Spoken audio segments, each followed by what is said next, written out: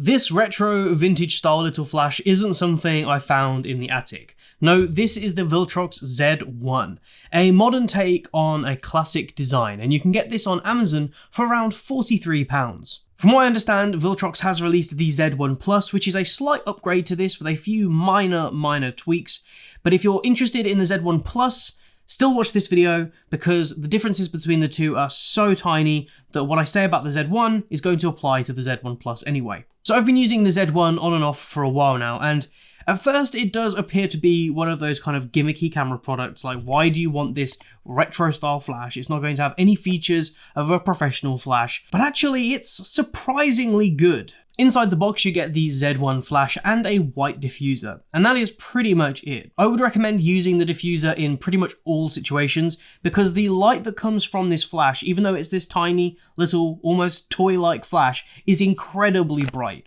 and also kind of harsh, and that diffuser really helps to soften those shadows. This little flash looks great. It's got that retro vintage style. It has a copper surround on the toggle switch on the back, which again adds to that vintage aesthetic, and it's super small and lightweight as well. This weighs around 120 grams, so you won't even notice this in your kit bag. It does feel quite cheap and plasticky in the hand, I must admit, but considering it's only £43, I'm willing to let that go because for that price, what else can you expect? Before we get further into the video, I want to give a quick shout out to DXO.com, the sponsors of this channel. If you're serious about getting the most out of your photos, you should check out DXO Photolab 9. It's packed with powerful features like industry-leading noise reduction, precise color control, and new masking tools for quick, refined adjustments exactly where you need them.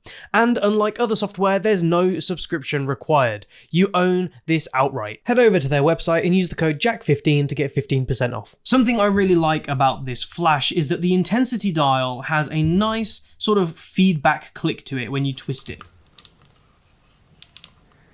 This is a fully manual flash, there's no TTL, no HSS, so really if you're going to be using this on your camera, you do need to understand how your camera works in terms of settings. You'll also be limited to your camera's maximum sync speed, so mine on my Sony a7 IV is listed at 1/250, but I find that even at 250 I get a black band across the image, so it's best at 1/200. Unfortunately what that means is that even at the lowest ISO, 1/200 can produce extremely bright images with this flash because it's that powerful.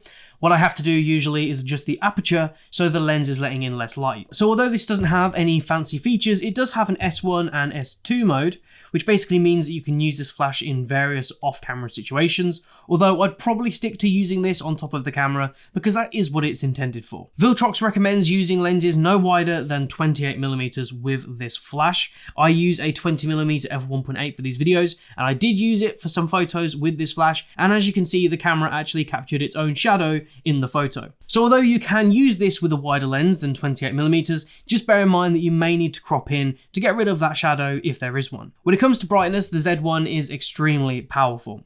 You've got 7 levels of power from 1/1 to 1/64, and even at 1/64, it's still plenty bright. Here are 2 photos, one taken without the flash and one taken with the flash at 1/64. Here's another example, a selfie, and as you can tell, that 1/64 power setting creates an incredibly bright, sharp image, and without the flash, it's basically pitch black. Now remember how I said about using a diffuser in all situations if you can?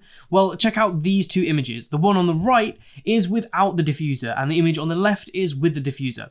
It makes quite a big difference. Image quality with this flash is exactly what you'd expect. You get sharp, crisp images, even in the darkest of situations. In terms of recycle times, you actually get a pretty fast recycle time with this flash. So at the lowest setting, you're looking at about 0.2 seconds between each photo, which is plenty for most situations.